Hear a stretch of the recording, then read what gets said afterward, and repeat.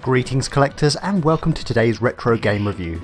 You join us in part 6 of the Sega Saturn Capcom Fighter miniseries. In the last episode we saw how Capcom were able to reveal Vampire Hunter for the Sega Saturn.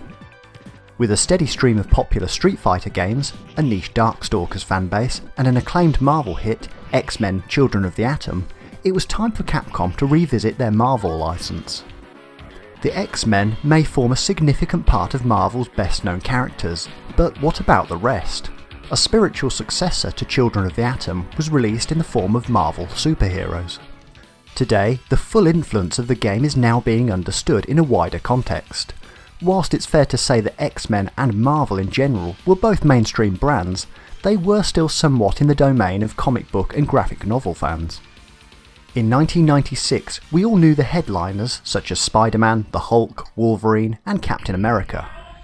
However, how many of us really knew the supporting cast of characters such as Shuma Gorath, unless you were a fan of the illustrated adventures?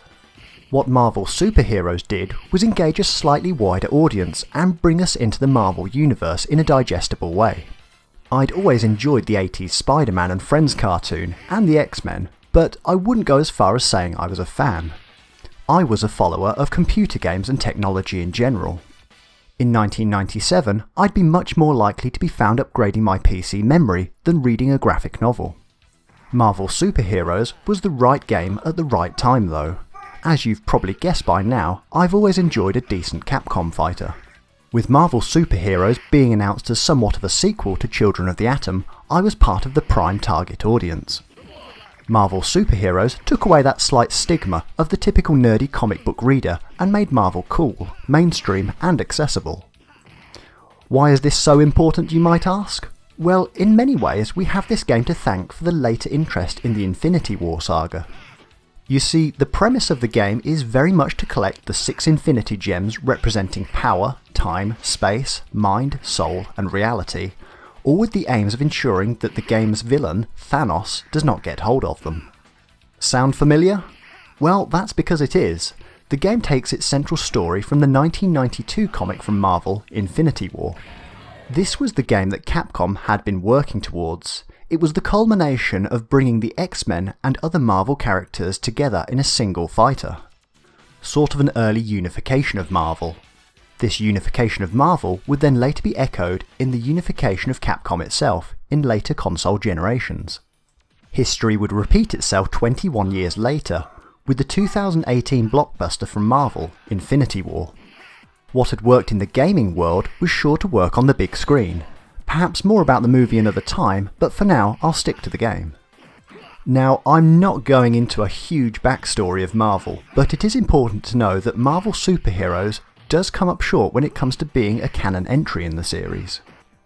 The Infinity War saga actually contains many unfeatured characters, such as Alpha Flight, Daredevil, Deathlock, Doctor Strange, Fantastic Four, Guardians of the Galaxy, Moon Knight, Quasar, Silver Sable and the Wild Pack, Silver Surfer, Sleepwalker, Wonder Man, and plenty more that are absent within the game.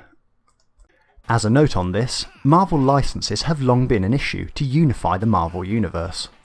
Big divisions such as the X-Men and the Fantastic Four being lent to 20th Century Fox, Spider-Man being licensed to Sony, whilst other characters remained with Marvel but then subsequently bought out by Disney.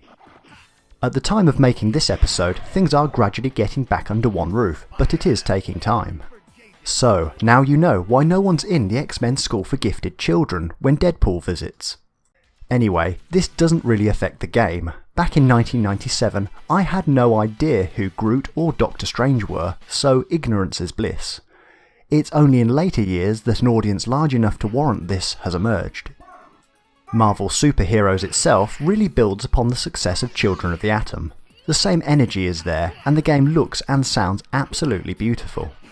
I hooked this up to my 42-inch screen and I can confirm it still remains an excellent experience and really stays true to the arcade edition. As mentioned, during the fights you will be able to pick up the Infinity Gems. Each has a different property, such as increased attack speed and defense, and can be saved and used strategically throughout the battles. Careful though, as your opponent will also be collecting them. The gameplay is very easy to get into.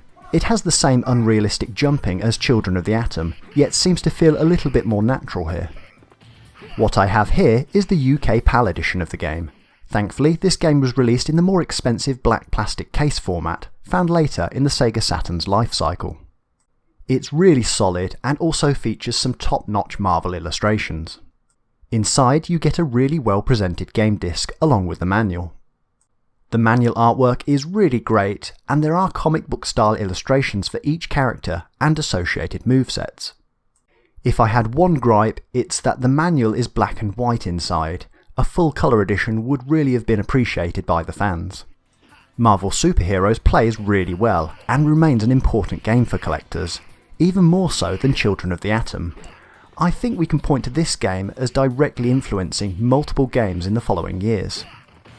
The final showdown with Thanos is very memorable, and it was this game that made me notice Marvel, and my first encounter with the Infinity War saga. Marvel was not the only Capcom saga in 1997 though. 1996's Street Fighter 02 had now come and gone.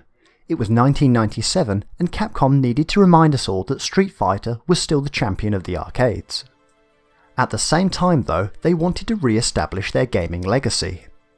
That's why the Street Fighter collection, featuring 3 games on 2 discs, was issued. Were Capcom running out of ideas though, and just repackaging old goods, or was this an honest attempt to showcase their best work? Join me in the next episode as we examine the Street Fighter collection.